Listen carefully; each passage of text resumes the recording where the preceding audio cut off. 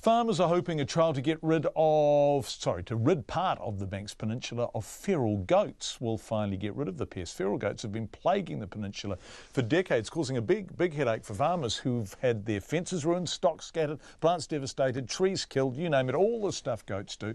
About 70 feral goats have been shot near Little Akaroa as part of a DoC trial, finally to get rid of them. But given goats are smart animals, it turns out they can be a real, bugger really to get rid of. Here's Logan Church.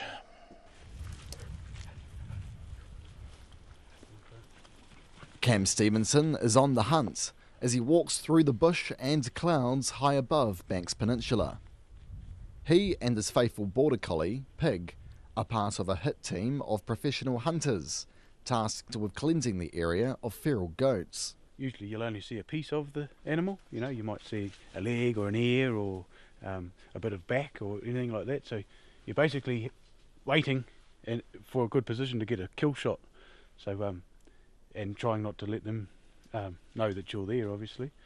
So sometimes you can be standing there watching a piece of the animal, for what seems like ever, but 5 or 10 minutes before you actually get your shot.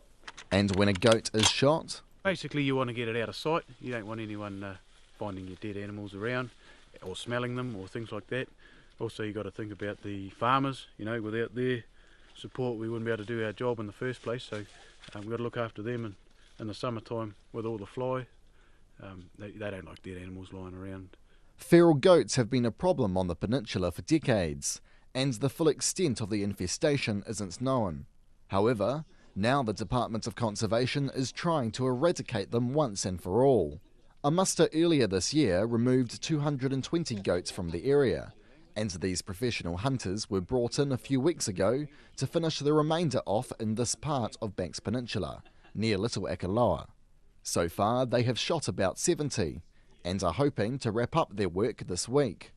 Armed with their rifles and their dogs, all trained and fitted with GPS, the team has been braving the cold, systematically and methodically hiking over and over the land to make sure every last goat is shot. Obviously the weather isn't nice when you're cold and wet all day, every day. You got steep terrain to deal with. But I guess you forget about all that when you get onto an animal and start stalking it with your dog. You sort of forget about all that stuff. But why are feral goats such a problem? Gavin, a sheep and beef farmer near Little Akaroa, says they can cause chaos on the farm. In the areas where there is very limited fencing and some of the harder bush and gullies where we sort of rely on natural fencing a bit, the goats push in there, they make tracks, and then the sheep follow them, and then you've got a major job trying to keep them out of there. Or yeah, that's a big issue. The other thing is that when the numbers mount up like they have done, there's as I said before, there's 280 odd goats that are sort of spending about 60 to 65% of their time in our place. It's quite a bit of grass they're eating. DoC's Christchurch Operations Manager, Andy Thompson, has been overseeing this operation, which has cost more than $80,000. He says a lot of work has gone into ensuring it's done as humanely as possible.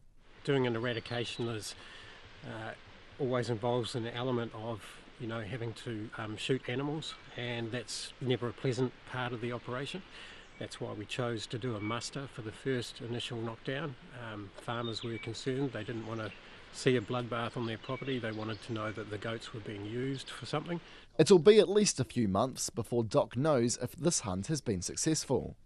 And the measure of that success is simple: no goats seen by anyone. Then next year, it will be on to the next hunt in another part of the peninsula. We've got goats in 5 key locations on the peninsula. Hopefully we're down to 4 now. And so our planning will start straight away. We'll debrief from this operation, look at what we've learned from this operation, and then we'll put that into planning where we're going to operate next year. As long as there aren't any unexpected surprises, DoC is hoping the entire Banks Peninsula can be feral goat free in 5 years.